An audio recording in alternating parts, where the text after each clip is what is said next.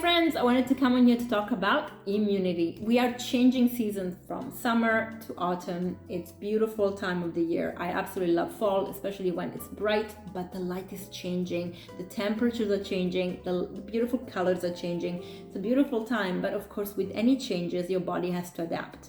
And when it comes to autumn, it's when what they call flu season. And there's not just such a thing as flu season, but there is a changing time where your immune system has to adapt to these new circumstances, whether it's temperature change, being indoors more around people, closer to people, where you can exchange more bodily fluids such as sneezing, when you're sneezing, or saliva. So it's possible to get sicker when you are more indoors than outdoors, right? And of course, not being in the sun, which is a natural virus and bacteria killer. But I think that we have the power to boost our immune system, and that's exactly what we want to thrive and really aim at doing, because a innate immunity is the strongest immunity. You cannot inject that kind of immunity. So how do we get healthier? Well, there are certain tips that you can pick up and do straight away, and I'm going to share those here. And this is not an exclusive list, so it's just some suggestions that you can pick up. Do whatever feels good to you. 1, sleep and rest enough. Try to sleep at least 6 to 8 hours a night and have a good night's sleep. By that I mean having impeccable sleep hygiene. Your room should be dark, should be the right temperature, around 17 degrees, should be noise free as much as possible, should be also you should be covered by a nice comfortable blanket, because their weight really does show to allow us to relax and feel protected. Being comfortable PJs, and have a bed that you really feel comfortable in, whether it's your favorite linen that you have on the bed, or you just, whatever it is, your favorite pillow. Have a comfortable setup. I need 3 pillows to sleep, so that's my comfortable setup. Less than that, I don't sleep very well. So we all have our little things. Find what it is for you. Some people are very, very sensitive even to electricity. So if that's the case for you, turn off all the sockets next to your bed. Make sure that your bed maybe is even disconnected from the wall. Or if you have a switch that has the mains of the sockets in your room, just take them off before you go to bed. That really does help, because dirty electricity can impact your system. Try not to have any blue lights into your room. That includes TV, phone, computers. Try not to have any of that into your room. Try to have your room as this little sanctuary where you can really retire to and get ready to go into a restful sleep. That could also mean reading a book before bed, and also having candlelight in the room. Candlelight has been shown to really calm down the parasympathetic system, so that you can really enjoy being present and ready for a good night's sleep. It's not an exciting light, it's a very calming light. So that's the kind of light you want to have around. So those are the things that you can do to sleep better. Clearly, prior to sleep, one thing that really helps is having dinner way earlier than you go to bed. So at least 4 hours before you go to bed, so that you've digested completely. Also, don't have heavy meals before bed. And that will allow you to really sleep well, because your body then is not digesting food, is really just focusing on repair, which is what happens when we sleep. And this allows you then to wake up in the morning and feeling super energized, because the body has had the time and the space to do its job without being interrupted by digesting heavy food that you had before bed. When a lot of people wake up in the morning with bags under their eyes, or wrinkles, or feel dehydrated, this is really oftentimes due to what they ate the night before. So try to not eat 3 hours, 4 hours before bed, and try not to eat late anyway, because our digestive system is really connected to the circadian rhythm of the planet. And with the light going down, our digestive system slows down, because we are not meant to eat just before we go to bed. So try to really be mindful of these things. And then when it comes to nutrition, and especially if you're hungry just before bed, by the way, and you're really, really hungry, you could have a snack, and that could be a banana. A banana actually is a great way to go to sleep. It's full of potassium, magnesium, but also tryptophan, which is a precursor to creating melatonin. And melatonin is the hormone that allows us to snooze really well. So you can do that. And during the day, try to have food that is energizing, healing, mostly plants, guys, mostly plants. I am fully plants, and I can tell you that I thrive on this lifestyle. I feel so energized. I for once actually in my life, I feel like I don't have to think about what I'm eating. I'm just eating the right things and my body's responding to it. I have so much energy. I actually see people around me getting the sniffles, getting tired, and I'm like, I'm cruising through the sniffles. I haven't gotten it. I had a little bit of a tickly throat. It lasted literally 5 hours and then gone on Sunday. And I thought, okay, well, I need to rest. I really need to rest. And actually understanding rest as well as outside sleeping is very important, which I'm really terrible at, but I have to be better. And after this week of busyness, I'm going to try and have more rest in my routine because I think I need it. And one of the things is the immune system thrives when we're resting because we're not stressing the body too much. And then, of course, what you put on your body is really, really important. And I know people don't really connect like skincare, the things that we have in our house to clean, to immune system, but hear me out. Your immune system, especially 70% of it, sits behind our gut lining. Our gut lining is populated by bacteria. We have more bacteria than cells in our body, and this microbiome that is really precious can get killed by a lot of the stuff that is in commercial skincare and cleaning products. In fact, even the microbiome on your skin, which protects you from pathogens outside like funguses, you have to preserve it. So use things that are really, really natural. Do not put parabens and SLS and all that stuff on your skin because it will penetrate into your body and affect your microbiome as it affects all your cells and affects immune cells as well. And this is actually one of the things that has been also correlated to things like inflammation, which then can lead long-term, if it's perpetuated, to diseases, even diseases that are called autoimmune because the medical system doesn't actually understand what they are.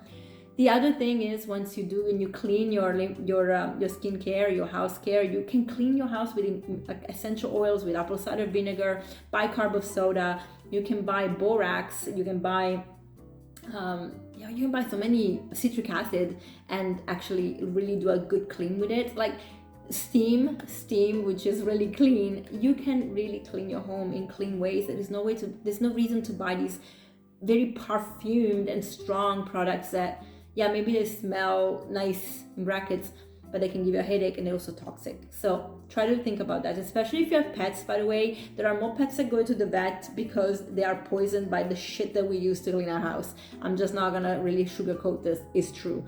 So please be careful. So the other thing that you can do, of course, aside from microbiome boosting, which by the way, you can take also probiotics to boost your microbiome into your gut. And that's a great way, especially for this change of season. I really suggest taking good probiotics. As you know, I endorse OptiBac. I work with this company. I absolutely love it. And I always recommend it to my clients because they are really scientifically backed and they are only focused on probiotics. They don't do any other vitamins. They don't spread out. They really focused on researching probiotics, working with the different strains, understanding what works, and they really create amazing products. They freeze dried, so their lifespan is really, really well kept into those capsules, and they don't need to be refrigerated, so they're easy to carry around. They are a brilliant company. Look them up, and they also have a lot of resources on their website where you can learn about the different strains of probiotics and what they do for our health, what probiotics support digestion, what probiotics can also support feminine or women's health. Our vaginal microbiome is also very important. They have probiotics that are shown to support against high cholesterol, to lower it down naturally. It's amazing. This is not a joke. It's such an interesting science side of science. I love the gut microbiome, and I really specialize in gut health because I feel that that's where it all starts at some point. And with that, of course, other parts of our body that have microbiome. We have also our immune system in our sinuses. We have our immune system in our throat. So taking care of the microbiome everywhere is super important. That leads me to another thing that is really contributing now systematically to our immune system being primed, which is lymphatic system. The allopathic medical system doesn't understand the lymphatic system as much. We talked about this in my episode with Dr. Patty Lager, who is an AMP professor as well, and she shares why the lymphatic system is kind of misunderstood and not well dug in, but there are some really amazing theories that Dr. Morse came up with, which I absolutely resonate with, and I know they are true because I have tested what he says and it works. And that is the lymphatic system and the kidneys work together to take away toxins, and that's why we want to be filtering when we pee. And one of the things I noticed that I'm filtering much more now that I eat raw and I eat fruit, and it's amazing and I feel great. But also our lymphatic system is what takes out toxins that lodge in fat, and our lymphatic system is cholesterol based. So it makes a lot of sense to make sure that these guys, our lymph nodes and lymphatic system, is kept clean. To do that, you have to really eat a very mindful diet of living foods, and you have to perhaps prime your body by taking herbs. Now, there are herbs that support the lymphatic system as well as the kidneys, because you want to make sure you're filtering while you're actually cleansing the lymphatic system. And that really can help your immune system work well, because the less crap there is in the body, the less the immune system has to work on things that is not necessary to work on, and focus on the things that are necessary, like, hey, new pathogen in the body, let's deal with this. And even as I said at the beginning, even if you get a little bit of sniffles, that's just your body like getting used to this pathogen that has come in, and then in a good immune system will actually axe it before it becomes a full-on flu, for example. And I feel that this is something that people really don't understand when it comes to diseases, and they think that they can go and take an injection of something that will kill the pathogen. It doesn't. Your innate immune system is the one that has to deal with it. Trust me on that. So those are the tips that I really suggest. And then there are some, if you want to take some nice supplements that can support during this transition. Of course, vitamin C, although I prefer getting vitamin C from food. So food like bell peppers and oranges and lemons, which you can drink every morning in your water. Even greens have a lot of vitamin C. So focus on food that is really vitamin C rich. And then you can take things like quercetin, and again, you can find quercetin in like onion peels and apple peels.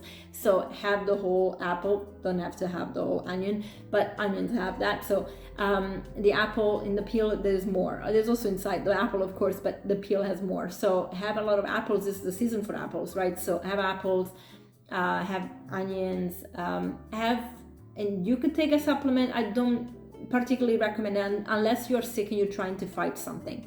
Then you can take elderberry, and the elderberries are amazing, also very high in vitamin C, but amazing antioxidants, and they really, really help.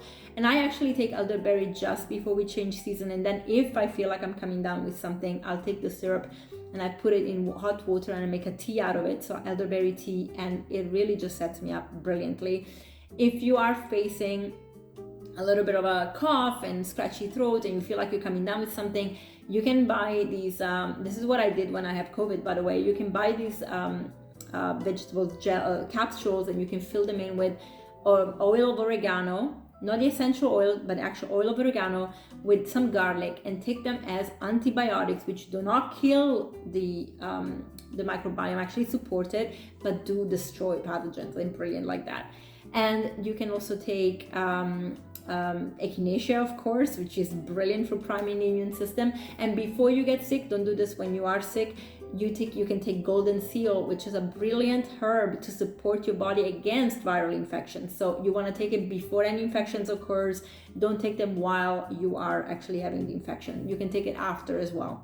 So quercetin, vitamin C, Goldenseal, elderberry, Echinacea, vitamin D, super important. Vitamin D has been shown to have such a correlation to the immune system. If you are getting sick or you have vitamin D that are low levels, you can take 5,000 IU for 2 weeks. Then you can move on to 1,500 IUs. Be careful with vitamin D. Do not overdo it. It's fat soluble, so it can overstore in the body and become toxic. And we want to be very careful with vitamins that are fat soluble because of that reason. So always test your levels when it comes to the season. Just take a blood test, ask for that, done.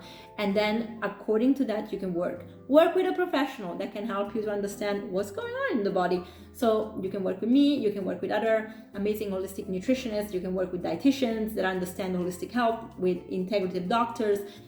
Just find somebody that you can trust and work with, and I promise you this season won't be a flu season for you.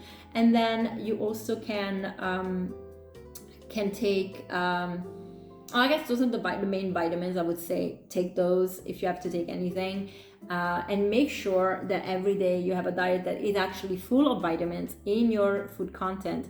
We are so obsessed with macronutrients. Everybody's like on about protein. Micronutrients are the ones we want into our body, because those are the guys that really support the cells on being healthy. So we're talking polyphenols, phytochemicals, we're talking antioxidants. Guys, vitamins and minerals, super important. I also found that using sea moss is such a booster for the immune system. There are so many minerals in there. I mean, I cannot tell you. Iodine, because a healthy thyroid also affects your immune system. So iodine really supports your immune system and your thyroid, and your thyroid will, of course, work with that. So make sure you're taking that. And again, don't guess when you can know. Test, do your blood work, at least when you're changing seasons, so you see what's happening. You know, especially now that we're going from summer to fall, understanding your levels of D3 or D vitamin is really important. You don't want to guess. I have so many clients that they think they're fine, and then they go for blood tests and their numbers are shockingly low. I had a client that had like 26. It's really low. You need to have upwards of 70 to really have a primed immune system, in my opinion. So I really feel like we have to be careful. Don't guess when you can know. Really simple. I hope these tips were helpful, and if you have more questions, just let me know. See you soon. Bye.